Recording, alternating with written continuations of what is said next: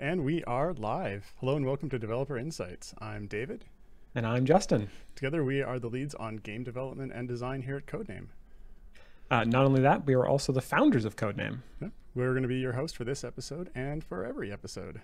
Unless we're not. So far that's held up to be true. Today is our 17th episode. And it is hopefully not our last. Why would it be our last? Well, we could end up reusing old jokes in a desperate attempt to stay relevant. Nah, we would never do that. Okay, good. We are here to answer development and design questions about idle champions. If you ask us about some other things or some of our other games, we might be able to answer those too. And if you don't ask any questions, however, you may have to suffer through Justin's dramatic ASMR reading of the 181 support tickets we received last weekend. I haven't read them yet, but I'm sure they're all full of positive feedback about the Trials of Mount Tiamat. Well, seeing as I used to do the tickets, I can say with absolute confidence that you are correct. And that is how I choose to remember it. It looks like we're already starting to get not just some questions, a lot of questions. But before we get to those... as always, we pulled some questions from last week that we didn't get to, and we've got a few announcements as well. So let's just head over to that. Yeah, so we'll start off some of the questions that were asked last week that I said I would look into. A bunch of people asked why the Trials formation was not the same one that was used in Mad God, and we figured that was probably a mistake. It was indeed a mistake, and that is now fixed.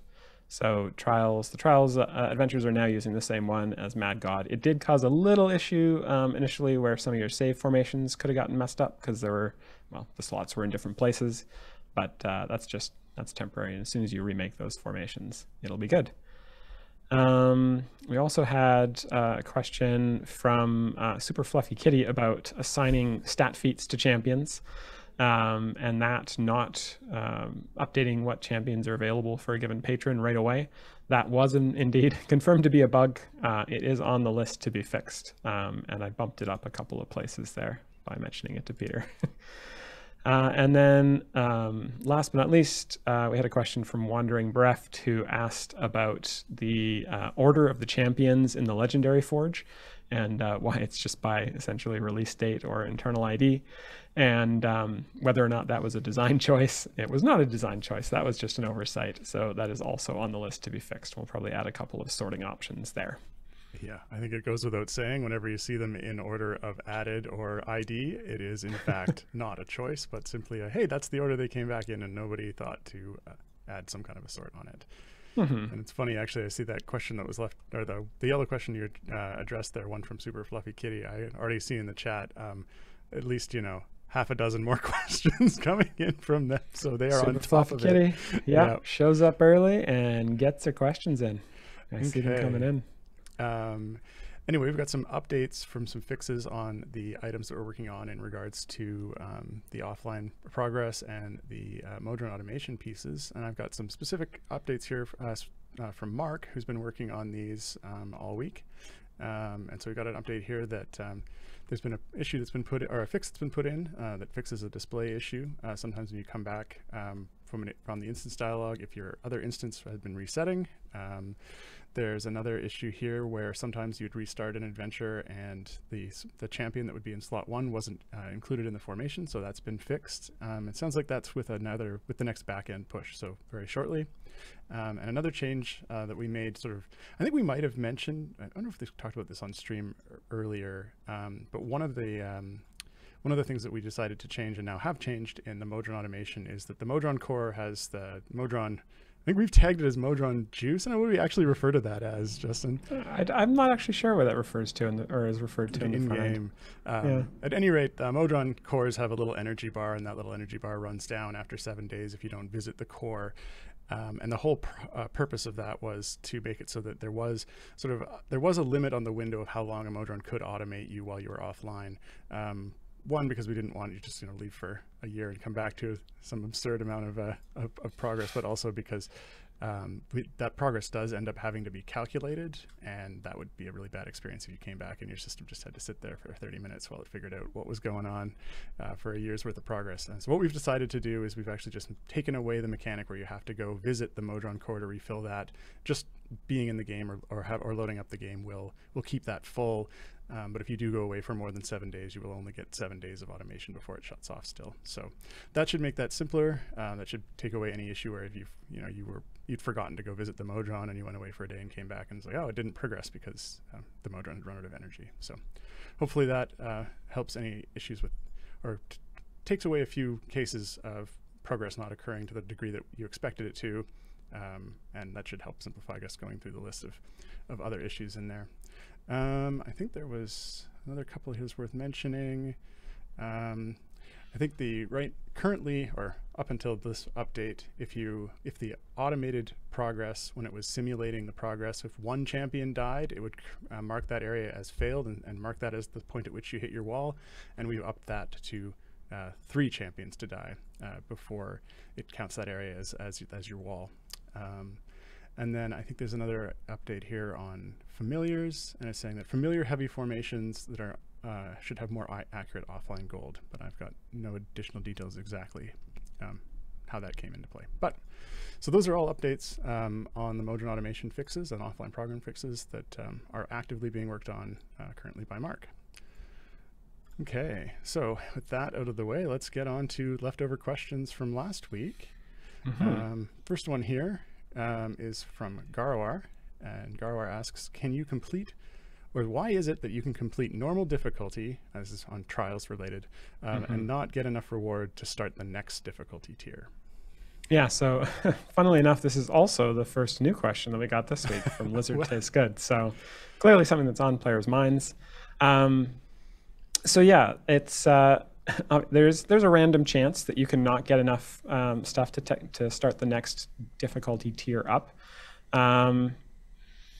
I don't know that we really have a good excuse for why that is. It's the drop rates of the vials and the chests and the costs were designed separately, and I think maybe there just wasn't enough attention paid to that for the next difficulty up. One thing we have talked about is letting players combine their vials, and so starting a campaign and being like, you know, if you join this campaign, you'll pay a portion of the cost to start it, and letting people sort of go that way, in which case that would certainly alleviate the issue, but we'd have to make sure that the numbers split nicely, or that there was some sort of fair way of, you know, if you owed 2 vials to start a campaign on a heroic and you had 5 people in there, that it's like 2 of those 5 are paying a vial each and some of them aren't, and how do we decide how that happens? So there's a bunch of questions in there. I think that's one place where we can make some improvements to the system, and so we absolutely will.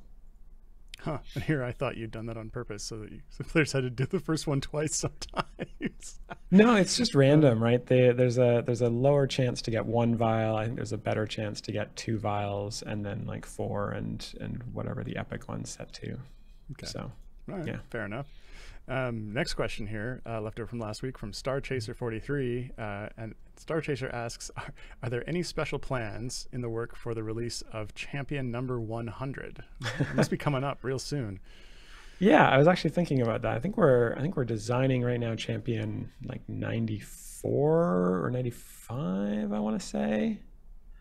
So we haven't quite gotten to 100. I don't know that we'll do anything special for it, but it's a good thing to think about. I'll have to run this one by Dupuy and see if he has any thoughts on that. Because I think right now Champion 100 would just be one of the random kind of event champions from year 5. So yeah, we'd have to see who that is lining up to be, and we'll see. Yeah. The chat is saying that it should be a centurion. But very clever. Let's see. We've got some more questions here from last week before we get to the ones that are pouring in this week. Here's one from saigenzai, or saigenzai, who asks, can we get a potion of specialization to revert the levels added to a hero as well as repick the upgrade choices? It would just make some farming situations and the like more controllable. So I'm not 100% sure what this question is. So I think they're asking that the levels could be pulled back on the champion to like either to the specialization point or to some other arbitrary point. I think because I think they want to pick a specific level to be sitting at for farming, but I'm I'm not 100% sure how that would make it more controllable. I guess it would just give players a little bit more control over, like what level you level them up to. But you can always stop at any given area. So would that have a? Or maybe there's an effect here that I'm missing. That. It's got to be some real niche situation. That would be my guess. Someone else is suggesting you can swap your champion to a different party, and that will clear its levels, and then you could swap it back. No, that's true. Someone's saying, for example, you could reduce a DPS's damage so that some other non-DPS can be the highest DPS in a patron challenge. Yeah, I imagine there's some really kind of niche edge case scenarios, edge cases that you could use that for. It's something to keep in mind, but I mean, I don't have any. It's not jumping out at me like this is something we have to do. Okay. Here's another question here. I think this is a good one for you because a question from Kendai who asks, related to bounty contracts, is there a cap to the number of event items you can have? Seems like I hit a cap the last time I tried to open a big stack of contracts. That's so. Not to my knowledge, there's a cap of like they're going to assume they're talking about event like the tokens that are unique for each event they use to unlock chests and adventures. No, there shouldn't be a cap. I think if there was a cap, it would be the 32-bit cap. So 4 billion or so. If you got to 4 maybe billion. 2 billion if it's because I think that's an integer. But okay. So, and if you get to 4 billion event tokens, I mean, you're probably cheating. So, so we're probably not going to get rid of that cap. Okay, on to the new questions, which I see you've been busy highlighting away on. Okay. I've highlighted some. The first question here is coming in from Garwar, and Garwar would like to know, he says, there hasn't been much in the way of champion balance passes for the last year and a half. What the hell, Justin? The 2020 devblog says balance changes would be back with a vengeance in 2021.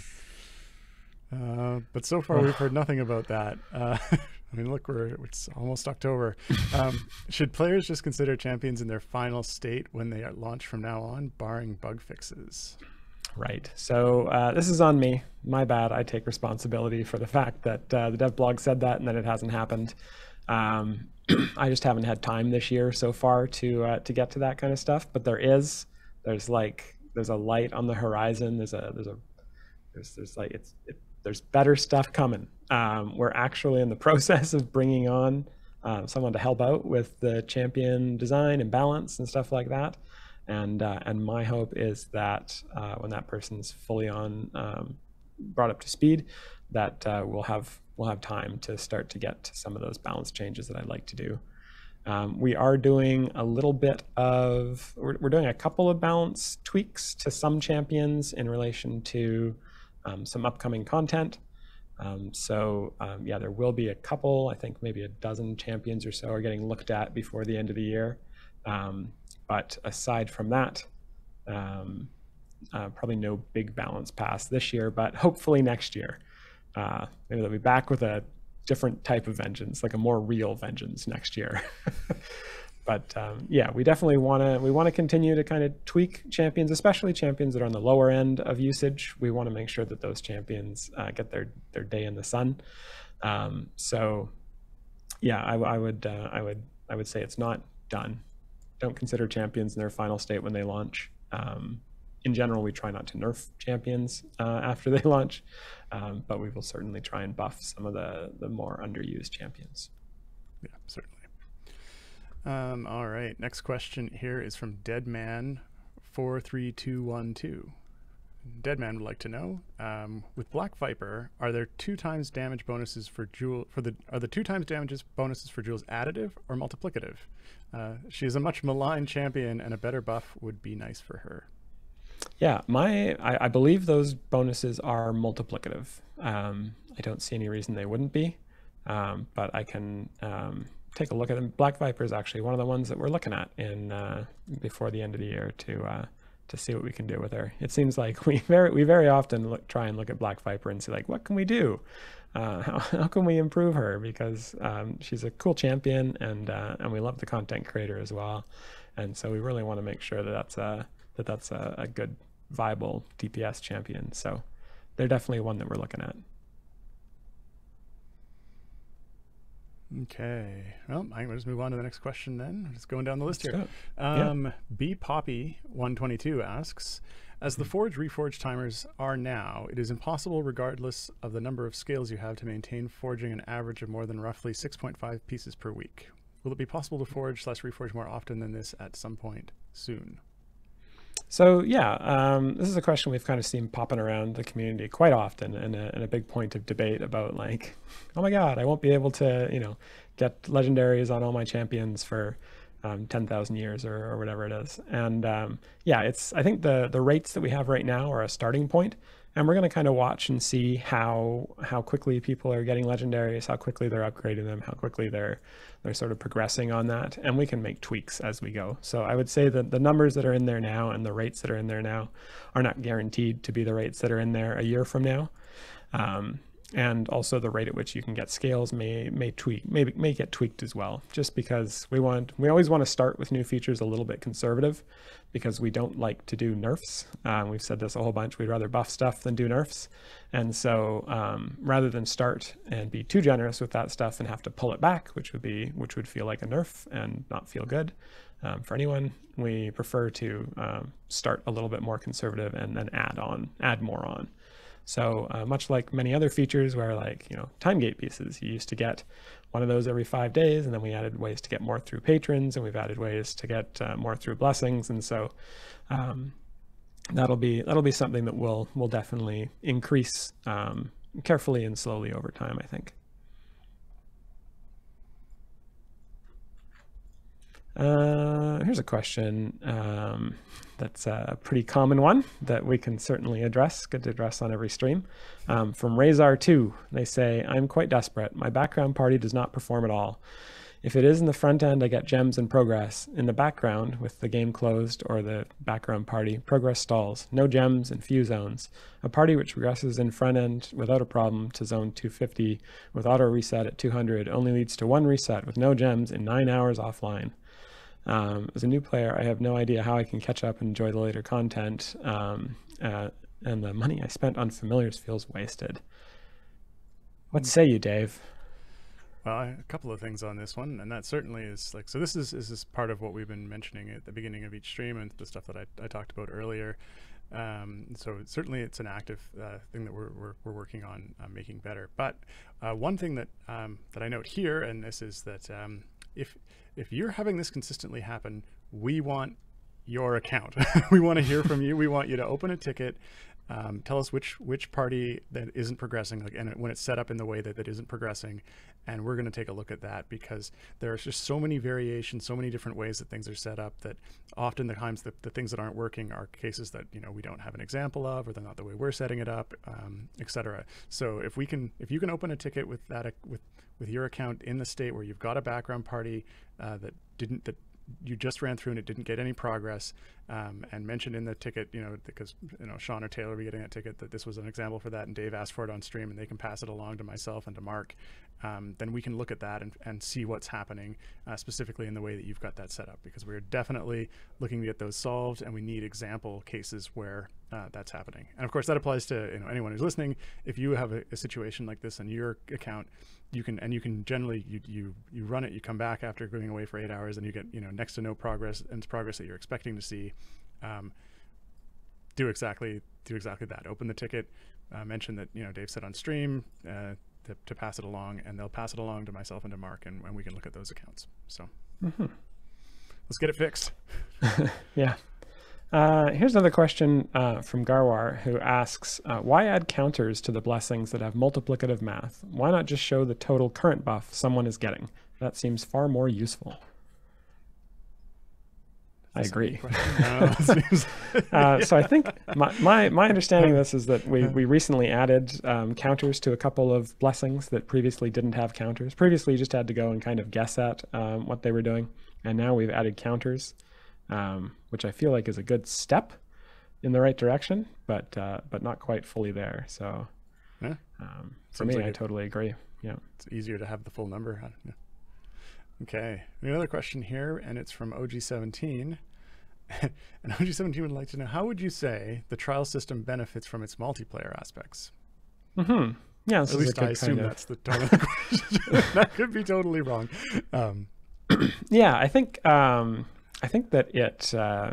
Well, I mean, the cooperative benefit is sort of the one that we're kind of going for with it, right? Is we're trying to show off, that you're contributing to Tiamat's demise, and so are the other people in your party, and that's sort of the main thing that we're going for. We're not doing anything kind of too competitive right now. It's very competitive light, in that there's a very small bonus for there's one achievement for being the top DPS in your group, but aside from that, it's just cooperative. See that there's other players. See that everyone is contributing to the battle. Yeah, that's sort of. I mean, to my mind, it was a way that the system's purpose was to make a way that players could work together. Mm-hmm. And so it's sort of it being multiplayer is kind of its purpose. It's the purpose of letting players work together to just work together to beat a bigger boss, just to take down something that you wouldn't think you would take down on your own. Yeah. And then we went and made it so you fight Tiamat on your own in the last adventure of Avernus. But that was a weakened Tiamat. This is a more like she's getting ready to kick some ass Tiamat. Yeah. Okay. Next question here is from Mezduvali. Yeah. Okay. Well, and Mess would like to know: have you considered giving a bonus for those who who solo Trials of Mount Tiamat? Yeah. So no, we have not. We generally don't want to encourage people to solo Trials of Mount Tiamat. I think it's more fun with friends. And so, yeah, there's no bonuses planned for that. It's not what we want to encourage in that system. So, yeah, I think there's another question down here where someone's asking about adding like an achievement for that, and that's also something that we're not thinking about doing. Same reasoning. Yeah. Okay. Yeah. All right. Next question from B Poppy 122.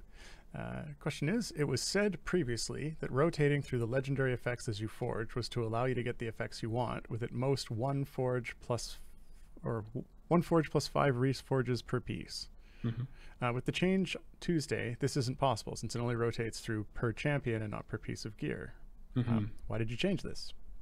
Yeah, so the intention for the system was always for how it functions now, which is you get to see each bonus that the champion offers once, whether it's on the same piece of gear or over 6 just initial forges, and then you can start to see duplicates. So the way it works now is how it was intended to work, and that is the answer to the question. The way it was working before was actually a bug. It was only looking at the forges done on that one piece of gear. Okay. Here's our first question of the day from Super Fluffy Kitty, who says, why is there no achievement reward for completing every adventure / variant in a campaign? And further to that, completing all the variants with a patron, or completing all the variants with all patrons. Some of those seems like great spots to add new rewards in the patron shop for doing it, locked behind variants completed and not patron favor. That's a good question. So seems to me that there's probably 2 reasons for this, and I know you'll certainly weigh in on it, but it seems to me that when we initially put out the campaigns, we don't actually have all of the adventures completed in them, and so because they end up being a series of updates, and I'm not actually 100% sure. Do we have a very like clear and anchored point of like this is where it's going to end? We have an idea in our to head. do that, or yeah. So sometimes we extend that. The only campaign that currently has all of the variants filled out is the Tomb of Annihilation campaign. So it's the only one that we've actually completed all the variants and aren't planning to add any more variants to that campaign. That's Right. why the final reward, so the last variant in that campaign requires you to have done all the previous variants, and the reward for it is quite a bit bigger than other variants. And I know it was requested, the achievement for that being Tomb Annihilated, right? That was the, Yes, which that was the hasn't been question done from yet, but it's from episode X from over many time ago.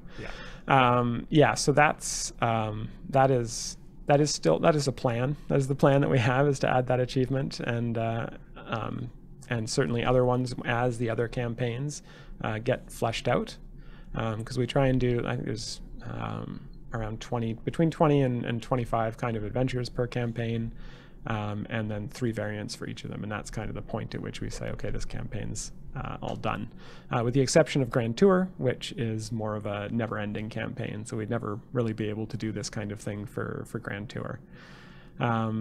So yeah, I think the answer to the question why there are no achievements or rewards for this is because it's only happened once so far, and we're still in the process of figuring out what those will be.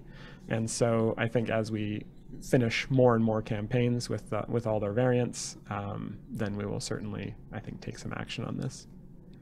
Yeah, makes sense to me. Okay, next question here is actually from Garwar, who was the one who suggested it should be Tomb Annihilated. And Garwar would like to know, what was the reasoning behind adding DPS Blessings for Alcoria and Rhea when neither are DPS champions? It was really just consistency. Same with Dragonbait in the Tomb of Annihilation. So yeah, it's just consistency with the Dritz one for Grand Tour, and yeah, just keeping up the flavor as we go. Kind of it teases a little bit as well. If you look at the blessings, who the unlock evergreen is going to be in that campaign, or who one of the unlock evergreens are going to be in that campaign. So it's a fun little thing. No particular reason for it. It's just how Justin wanted to do it. Okay, I wanted to. That should be a good enough reason for everyone. Sometimes. Sometimes it is a good reason to do something. Next question here is from Super Fluffy Kitty, asking why the forging upgrade cost. Why is the forging upgrade not correct? Wait a minute. It says 1E50 minus e to the 1 is not E1E49. It would be 9.999E49. I don't think the forging page is clear that it takes a whole exponent off. Yes, now I know what you're asking. Yeah, this is something we kind of struggled with, is that the forging cost is in fact 1 exponent. It's 1 order of magnitude is what it costs to upgrade a legendary item, and the challenge is sort of displaying that. How do we display that? How do we make that clear? It doesn't actually say minus 1e to the 1. It says minus e to the 1, which we were trying to say, like, it takes off an exponent. It takes off e1. So if you have 1e50, it takes you down. It takes e1 off, which takes you down to 1e49. And if you had 9e50, it takes off e1, which takes you down to 9e49. So that's actually what it does. But I agree that it's not necessarily as clear as it could be. Yeah, that one was really a tricky one, right? And we ended up having I know some period of our design discussion went to that, a big chunk of like, how do we lay this out? And I know that's part of the reason why it's the arrow notation, like you have this, afterwards you will have this, to try and make that as clear as possible. Some people are saying in the chat you could just say it's 90% of your favor, and that is true. The reason we didn't want to do that is because it just makes it seem like an awful lot. It's not actually an awful lot because of the way in which you gain favor, and you gain favor in sort of an exponential manner. And so losing 90% of your favor actually isn't that impactful, but it sounds like it's super impactful. And I think it would make it sound like that was a huge, huge cost, and we were being total jerks for charging you that much. That's what the next question then would be. Why does it cost 90% of our favor to do one? So I think it's something that we want to such a chat. It's like, but it does cost 90%. Yes, it does. It does. It's true. You have to think in exponents. So I think this is something that we're gonna have to play around with, and maybe try a couple different ways. to try and make it more clear. Yep. Okay. Next question, also from Super Fluffy Kitty. Who I'm pretty sure had them all prepared and just pasted them in. Why isn't click damage factored into Trials DPS? We've recently had Gar endorse and promote the click damage or click debuff meta formation on a CNE stream. However, this way of playing isn't applicable for Trials? ? It's a formation that seeks to stack layered debuffs on the enemy and use click damage to push further than a Bud DPS formation. Yeah, so it is a way that you can currently play. It's not a way that I think is going to survive indefinitely. Click damage is one of those things that the intention was always that click damage would be something that kind of gets you started and maybe gets you a little bit further in the end. That's why fire breath potions exist the way they do. Click damage never really intended to be like a way to get a heck of a lot further than you can with just normal champions attacking. It's idle champions of the Forgotten Realms, right? It's not idle click damage of the Forgotten Realms. So we want to focus on the champions and the champions doing their champion things, and make that what's core to progressing in Trials and in general in the game. And so yeah, I think clicking is not something we want to encourage. Okay. Let's see here. I've answered a bunch of questions. It's your turn. Here's one from Rectorino, who says, have you ever considered allowing save formations to save the champion's feats as well? So the people who switch party formations and need to keep swapping feats can have a bit of an easier time. I guess this is mainly a factor when you've got like a champion that could be a tank or support or a DPS or support or stuff like that. Yeah, and I mean, I think this is something that's been asked on previous streams, and it does make sense to have this sort of functionality in here. It's just something that we haven't been able to dedicate a lot of time to figuring out how we could fit that in and how it would work. But it's a good idea, and you can see it's definitely has a value. So so I would say that is it's on the back burner, but it's on the list. It's something that comes up, and I mean, if we have a bunch of time for that, we'd definitely add that in for sure. Yeah. Okay. Next question. Here's an easy one for you from Benediak. I think that's right. Anyway, the question is there are there prerequisites for the Trials of Tiamat? Yes, there are prereqs for the Trials of Tiamat. In order to take part in the Trials of Mount Tiamat cooperative campaign, you have to have completed the Descent into Avernus campaign base adventures. So that's all the way up to the Battle for Elturel adventure. And I won't spoil what you have to do at the end of that adventure, but it's a very cool boss fight. So if you do that, then you can do the Mad God adventure, which will unlock the Trials of Mount Tiamat. I would say it's probably, I mean, it's not accessible right away in the game. You're gonna need, you have to actually, I think, be level 550 in Avernus in order to complete the last adventure. It's either 550 or 575. And so it's certainly not easy. You'll probably have to play for a fair amount of time to sort of buff up and get to that point. Modron cores really help with that. So, oh, sorry, Elturel's Last Stand is what Doorbell Stream says it is. It's something like that. I recently completed it finally because I had been slacking on my Avernus campaign. Let's see, other questions here from JFC Fuller. They say that I spent 2 hours today trying to move a champion from one core to another. I tried everything, but it just wouldn't. It looks like he has some Q basic here. It's got some line 10 character, yeah, line 20 character. Yeah. Okay. So yeah, are we making any progress towards recalling champions and making that easier? Yeah, that's definitely, again, on the list of stuff that Mark's looking into. I know we had some discussions around that. I'm not 100% sure we landed on what we were going to do to make that simpler, but certainly once we've sorted through those other issues, either this should become less of an issue because the other pieces are working better, or we can work around some other way that simplifies this out.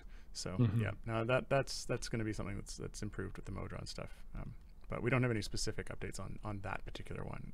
Yeah, it would definitely be, it would be real nice to get the get that to just be more of an instant thing and not take a couple of minutes or whatever based on. I mean, obviously the issue around that is trying to figure out where that progress or where that party would have progressed to with that champion until when you recall them. And so what's happening when you click to recall that champion is the offline progress is then attempting to catch that party up to the point at which it would have progressed in its current like 10-minute offline progress window before then giving you that champion. And I know in our initial testing, because it only took something like 30 seconds to sort of get a full 10-minute window done, doing that, having to wait in between some range between 0 and 30, depending on how close you were to starting a new block, meant that the champion appeared in 0 to 30 seconds, which seemed perfectly fine. But there have definitely been some enormous outliers on that that have come up, and obviously that's related to a bunch of the issues we're looking into, and we definitely don't want it to take that long. I mean, even the 10 to or the 1 to 30 second was. I was like, okay, this will work, but it would certainly be better if it was more instantaneous. But there's a few caveats around that because of the fact that they're also in that other party, and because of the fact they're also doing progress in that party, it kind of resets that when you pull them out. So it's not perfect. It's not perfectly straightforward, but certainly what we're working on should make improvements to that. Here's another question. This one's from the Real Bunny Beast, who asks, any plans or thoughts on implementing some custom communication through the trial's sending stones? Maybe not free text, but a selection of predefined options like Hearthstone or Dark Souls. Do you want to speak just briefly before we start this about sort of why we don't necessarily want to allow sort of free text? Yeah, I mean, so that chat is unmoderated, and you've heard us say this a few times now, and certainly that there can be things can get heated, and we don't want in an unmoderated chat for that to get carried away, because that could certainly result in a bad experience for players. And so sort of our current thoughts on it are communication around that is best kept to somewhere that is moderated, so that things don't get too heated, or if they do, that we've got someone can intervene and sort of cool things off. The idea of maybe having predefined options, I mean, that's not as, I mean, certainly they could be catered to not be too bad. Of course, as long as we don't make one of the options like, get good, noob, then I think we'll. Or as someone who's played a lot of Rocket League, the what a save preset, which is often used in a very ironic manner. Yeah. Okay. Yeah. Next question here is from Neo Surdy. And Neo Surdy wants to know about the green Mage Hand. And is there any info on how to get the Mage Hand familiar skin in the future, and maybe when? Yeah, so this is a good question. It's kind of a follow-up question. We had several weeks ago, we had people asking about this, and we said we go away and think about it and get back to you. And yeah, so we're probably going to put the Mage Hand, or sorry, not even just Mage Hand, the familiar skins. We'll plop those into the gem store for a smallish amount of gems. Smallish, like measured in the thousands, not the tens or hundreds of thousands. And hopefully we'll get that in there. Well, I don't want to give any timelines really, but it is on the list. Hopefully by the end of the year, but don't hold me to that. There's a bunch of other store stuff that we're kind of working on, so we will see when we get to that. Yep. Okay. Yeah. Next question here is from Gray Donovi. Gray Donovi. There's nothing between that N and the V. I know. Gray Donvoy. Yeah. That's how I read that. Okay. And Gray would like to know, this is easy, I'll just shorten it. Yeah. Is my math correct? When Eliwick is holding the card for her spec, each other buffing card has a 20% chance to draw next, and Flames and Fate each have a 30% chance to draw, such that she has only a 40% chance to draw a buff card when holding her spec card. Yeah, so I don't know the exact answer to the question, but that does not seem correct to me. When other cards should have a proportionally high chance to draw, and so I feel like yeah, Flames and Fates would not each have a 30% chance to draw.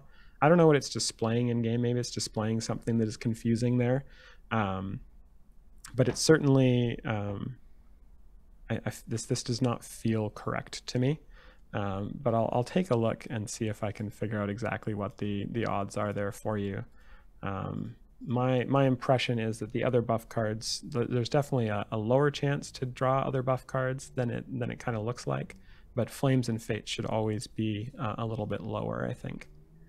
Lower than the buff cards. I would be surprised if this math was what was happening. Okay. Okay. Let's see here. Here is a question from Zeldorans, who says, for quality of life, could we select the initial slot 1 champion when selecting an adventure? It can be painful swapping champions on console. Yeah, so that's a good question. I think one of the things that you should be aware of, if you're not already aware of, is that the initial champion does save. So if you've set that champion slot to a different champion while you were playing that adventure before, then it will continue to use that one until you swap them out. So that could be as a time saver there. Otherwise, it's a good question. It's something I feel like we would consider if it was something that players were asking for more generally. Obviously, we do have to sort of triage on what gets priority. So, I mean, if this is something that we saw players asking for in general, and if you're watching this and you're like, hey, yeah, that's an issue for me too, sort of let us know, and we can consider it in that regard. But it is one of those things where if you can save the one that's there, that's probably your best bet. But I can understand how it could be more difficult swapping on console. And then another thing that's sort of adjacent to that is if you do have a lot of champions and you're using the Modron automation, I know on console there are issues with, as you're swapping through it, asking you if you want to recall them. And so we're going to look into making that smoother as well, because obviously that's sort of a really inconvenient workflow. So, okay. So one thing, Justin, I'm looking at the time and I'm looking at the number of questions we have, and I'm feeling like we should Lord. We have a kick it up a little bit of a notch and see if we can get through more of these, because we're alrighty. Quite a list Well, today. let's do we'll just do one-word answers for everything. Yes or no? Here we go. Yeah. Super Fluffy Kitty asks, can we get a button that places a familiar on every ultimate in the bar? Like F and click the bud section tries to put a familiar on all the 10 slots left to right, and the same for fielding/unfielding familiars to the battlefield. Yes or no? Side now. Side now, yes or no? Maybe. That wasn't an answer. I think the similar answer to the previous one. It's kind of an edge use case, and if players are asking for this, a lot of people are like, yeah, that'd be useful for me. Let us know, and we'll consider it on that basis. But it does seem like something that isn't a feature that would be super useful for a lot of players. So prioritize it based on that. Next question from OG17. Natural time gates always offer an unknown character. In that spirit, can they also always offer a character that isn't in full epics? A gate without potential upgrades feels like it's missing the point. Yeah, that's a cool sort of thing to think about for time gates. We are probably going to be doing a pass sometime in the next year or so, because we're going to want to add more time gate slots to the free offered time gates as we get more year champions in there. As we get more sort of retired year event champions in there. So yeah, I think this is something we can look at doing when we're doing a pass of the time gate, and how it selects champions and how many champions it selects for the free time gates every couple of weeks. Yeah, well, that's not a bad idea. I like it. Yeah. Here's a question from Vorshin, who says, is this a bug where you may have more than one team running, but when one completes their task, they are all marked sometimes as task complete? I would say absolutely. This is a yes or no. Yes, that is definitely a bug. It does sound like a bug and to that me. sounds like, without getting further details on the task. Yeah, it sounds like it's in the collection of things that are under the header of Modron and automation bugs that we're looking at. Here's another question from Nova Prime, but with a C instead of an O. It's very cool. Who says, are y'all sticking with the reduction costs of forging/reforging? It will literally take 11 years for the 600 Legendaries achievement if it stays the same. Literally 11. Yep. It feels more like a design. Is that a problem? I mean, 11 years. I mean, yeah, we actually, I think I touched on this earlier. in this stream. So you might not have been here yet, Nova Prime, but yeah, we will definitely be adjusting some of that stuff if if need be. For achievements, I oftentimes just sort of go in and be like, okay, let's just add a bunch of achievements and let's have them sort of ramp up at this given rate. And whether or not those achievements are achievable is kind of a, that's a secondary concern. So so it's definitely something that we will take a look at on our second, slightly more sober pass. Well, we've definitely had achievements in the past that were contingent on knowing that there was going to be additional updates and releases that were going to make them significantly more achievable. Yeah. So yeah, that's definitely how we like to approach those things. Here's a question here from Wyverny Win, who asked, did you assign skin showing in trials as a task to any poor dev? Not yet. No, players have asked about this last stream, which is that the trial or the champions with their shown in trials do not show their skin version, and it's was strictly an oversight, and it hasn't been assigned to anyone at this point. Okay. Another question from Lizard Tastes Good, who asks, can we please bypass Steam servers? We had over 2 hours of time on Tuesday when people could not log in on Steam. Is that true? 2 hours? I know they definitely, like, Tuesday's their update day. And Tuesday at 4 Pacific. Pacific. Yeah, it generally starts to get rocky, but I was not aware of it taking 2 hours to come back up, like 10 or 15 minutes, maybe 20 minutes in a really bad time. Yeah, I mean, this is definitely something that we've talked about before. It is something that we've considered making it so that you could bypass that. It hasn't ended up being super pressing on our list of things to look at, but it is something that which it does become aware of every Tuesday for a short period of time, usually around 10 to 15 minutes. But it sounds like there might have been a more major Steam outage in general. Yeah, it's tough because like it's not just the login that we use Steam for. Like we also try and award you Steam achievements every time you complete an adventure, and obviously every time you load the game we check your purchases to see if you've bought any new DLC. And so there's a couple of things there that we're trying to do right as you load the game or while you're playing it, which we generally like to reach out to Steam for. Hard to verify purchases without being able to connect to Steam. Yeah, that's a tough one, but yeah. Okay, next question here is from Terry Engar. And Terry Engar would like to know, is there a way we could get... Justin says, no, that's not how he's... we need that supercut of us trying to pronounce people's names. All right. Terry is asking, this is my go-to on this one, is there a way we could get a global reset time if people complete the trial early, so that our start times do not continue to drift further away from the original 168-hour start time? Yeah. And they say something similar to how patrons reset at the same time every week. And so one thing I would say is we very purposefully design trials so that not everyone would start at the same time. And the reason for that, well, anyone who plays at Monday around noon, right when patron challenges reset, will be aware that that is often a time when you'll get a couple of minutes of server not responding. And that is because there are tens of thousands of people all trying to get new challenges all at the exact same time, which our servers do not super like. So it's very purposeful that the trial stuff can start and end at any time during the week. With that said, we talked about this pretty extensively on last week's show, where I think there's a couple of ways we can kind of address this. Maybe letting people join campaigns that are in like the first day worth of progress, so like in progress ones. And so there's a bunch of ways that we're kind of looking at trying to address this drift. It's not something that we're going to let stand for forever.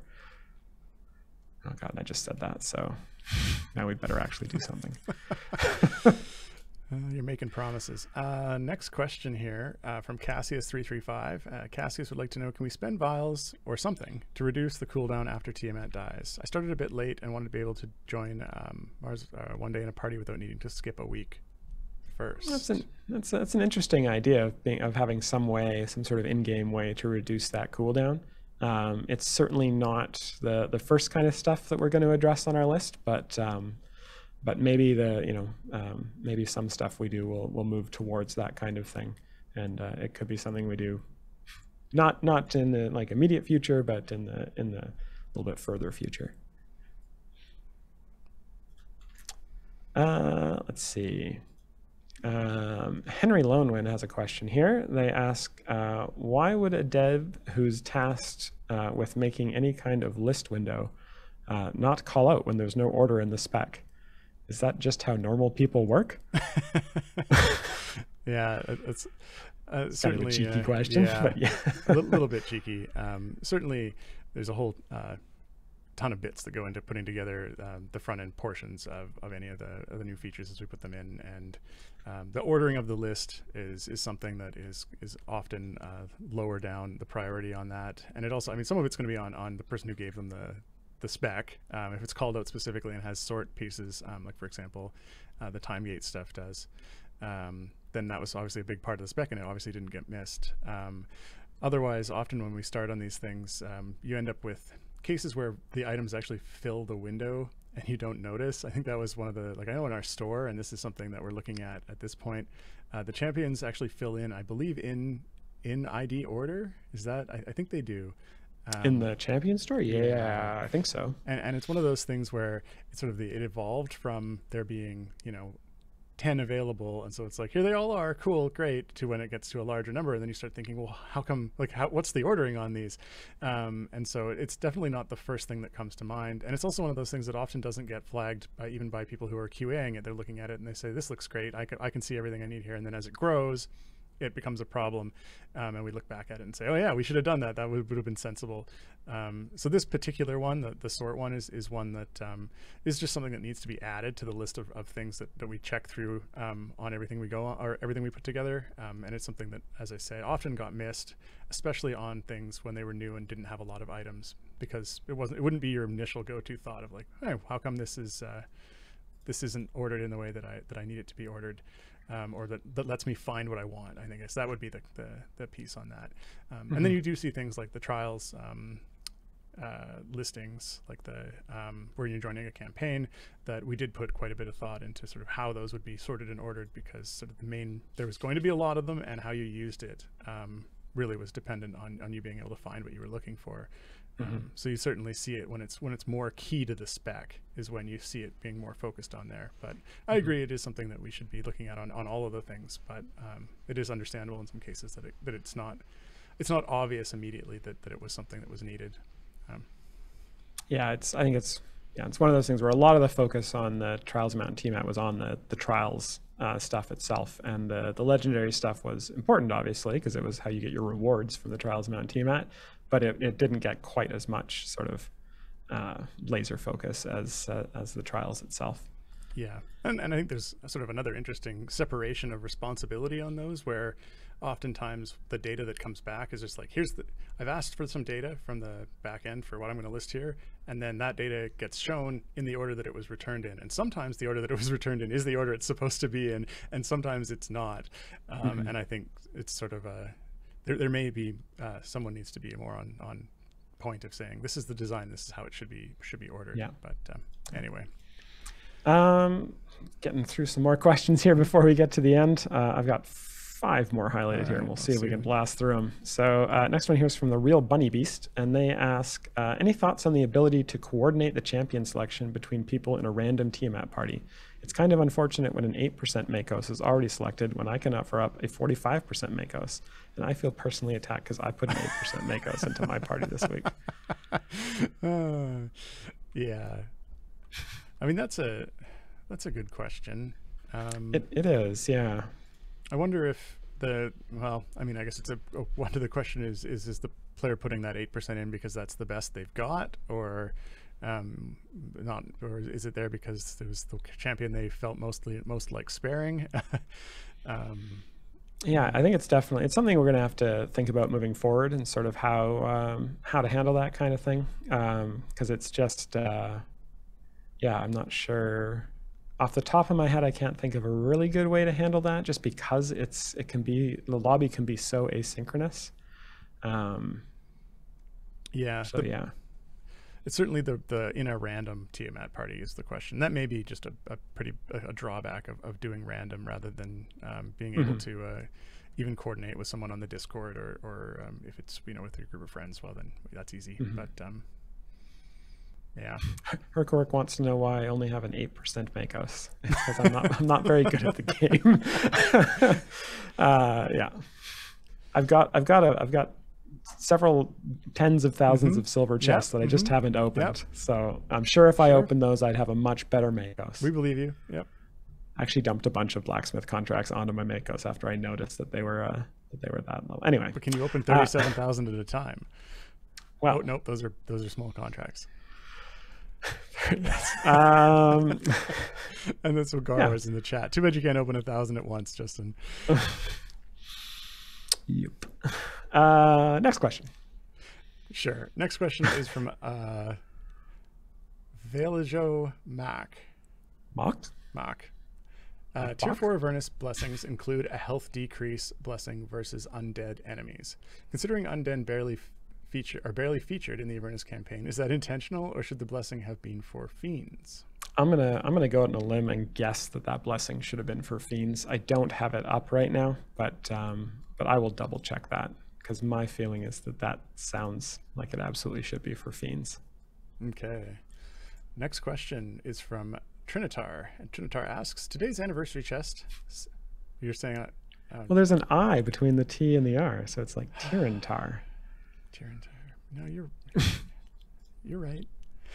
Today's anniversary chest seemed to be a Modron component chest for me. Was that supposed to happen? Yeah, so this year, or for this celebration, we usually do about 4 of these per year. So for this one, we decided to update the rewards and add some additional stuff. So we added some stuff from the Trials of Mount Tiamat, and we've also added some stuff from the Modron system. So even if you can't use that yet, you'll have that stuff available once you unlock those systems. And if you can use those systems, then hey, there's another bonus for logging in every day. So make sure you claim those rewards. Which reminds me, I have to go claim today's reward after this is over. Yep. Let's see here. A couple more questions. You think we can squeeze these in? Let's see. This first one's really easy. Okay, go for it. Then. And the second one too. Yeah, okay. All right, cool. Thenider asks, is it intentional that the collect X gems from loot bags patron challenge does not progress if it is done by offline/background parties? If not, it needs to be fixed. Correct. It does need to be fixed. Does need to be fixed. That has been annoying me as well lately. And the last question of the day from Highlord65, that was a tough one to pronounce, says, after the latest patch on Steam, the leveling up of heroes by holding the mouse button pressed is very, very slow. Is that a bug, or can it be changed, or has it been changed on purpose? It's really annoying to level up all heroes at the start of a run that way. And I agree, this was also asked by Midnight Mo about 3 seconds later. So all right, I'm tagging that one to have tech look at it. Oh, that's the wrong color. That shouldn't have been the case. My guess is that something has been added to the level up process that's actually slowing it down, like some other processing that's happening during there. That when you push that button, a whole ton of stuff can happen, especially inside the formation. It can trigger like a full formation recalculation sometimes, and that can be slow. So my guess is something in that has triggered that, and that's what you're seeing. So I'll tag that. Yeah, because my guess is it's likely tied to a specific champion in the formation. That would be my best guess. So actually we'll take a look at that. Yeah, I was wondering maybe if someone should send in a ticket with if they're having that issue, so we can look at their formation, because I would actually bet that that's tied to a champion. Yeah, it's just interesting that a couple of people asked that. I wonder if it's a popular champion. Probably a new champion. Yeah, here's another one. Here's another one here from Quiet Lee, just a few down. questions down. So yeah, it's definitely a common question here. So not a bug, or not intended. Not a bug. It is a bug, and we'll have someone take a look at it. Okay, and I think that is definitely all the questions that we have time for. Yeah, if we didn't get to your question this week, don't worry. You'll have another opportunity. I actually see there were 85 questions asked this week. I think we got to less than half of them. Sorry, people who question we didn't get to. We will, I think, be live again at the same time next week. If not, then the week after. Before we sign off, though, we'd like to thank our tireless mods who copy your questions into our questions doc and generally make things awesome. Today we had Jay, Martin, and Mars all at one point or another grabbing those questions. So thank you, everyone. Awesome. And of course, thanks to all of you for hanging out, watching the stream, and enjoying the game. Because without you, no one here would get to do what we do. Oh, we'd have to do something else. That's it. All right. Well, that's enough of our antics, everyone. Goodbye.